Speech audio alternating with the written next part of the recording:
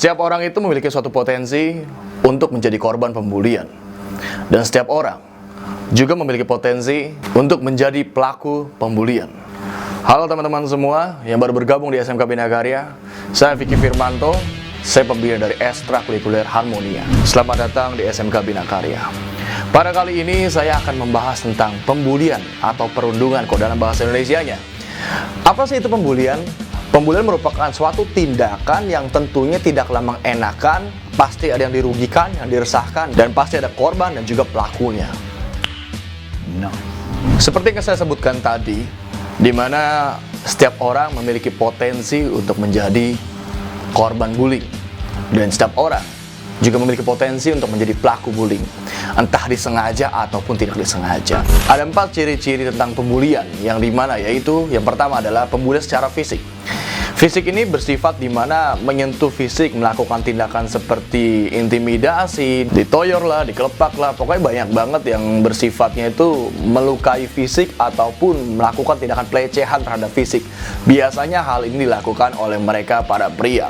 Tetapi tidak menutup kemungkinan para wanita pun juga bisa mendapatkan tindakan bullying secara fisik. Kedua, bullying secara verbal, di mana ini merupakan suatu tindakan yang seperti mengatai, menyudutkan, mengatai seperti body shaming itu juga bisa disebut dengan tindakan bullying secara verbal loh. Tidak hanya body shaming dilakukan secara verbal, secara fisik pun bisa. Contohnya mengatai orang seperti gendut, sipit, hitam, banyak sekali pokoknya yang dimana tentunya sangat merugikan dan meresahkan. Yang ketiga adalah bullying bersifat psikologis. Biasanya ini menciptakan suatu hoax ataupun rumor yang dimana isu, gosip. Biasalah orang-orang yang suka nyinyir yang mungkin banyak konsumsi lambe tura sehingga banyak melakukan menciptakan suatu rumor ataupun isu yang kita belum tentu kebenarannya. Yang diciptakannya dari mulut ke mulut, katanya dia begini loh, dia begitu loh, begini. Sebenarnya masyarakat kita entah kenapa masih suka melakukan hal seperti ini. Ini suatu tindakan yang menyerang psikologis hingga ia nanti mungkin merasa tidak percaya diri, insecure, dan ia merasa orang yang paling dirugikan di dunia ini. Yang keempat adalah bullying bersifat media sosial. Biasanya ini dilakukan oleh mereka yang mengalami suatu konflik antara satu dengan satu orangnya dan akhirnya dibully secara lewat media sosial. Biasanya dikomentar dengan akun yang fake, dikata-katain, bla bla bla bla, menciptakan isu yang tadi. Pokoknya saling berhubungan semuanya. Kalau kita bicara secara luas, bully itu akan bersifat luas sekali. Termasuk teman-teman semua mungkin kalau misalnya sama teman gak sengaja manggil orang seperti ungkapan kata saudara, kambing, babi, bla bla bla, banyak banget.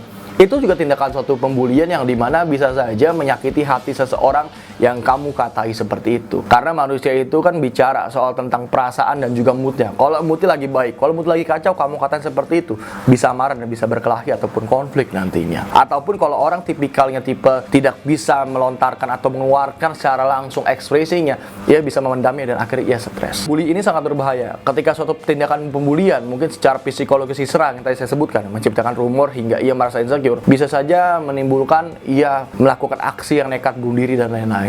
Ini sangatlah bersifat fatal. Pembulian ini biasanya terjadi di lingkungan anak sekolah ya. Janganlah melakukan pembulian sama siapapun lah itu. Kadang orang kan bercanda karena terlalu dekat, akhirnya melakukan pembulian tanpa disadari. Itu sangat bahaya sekali.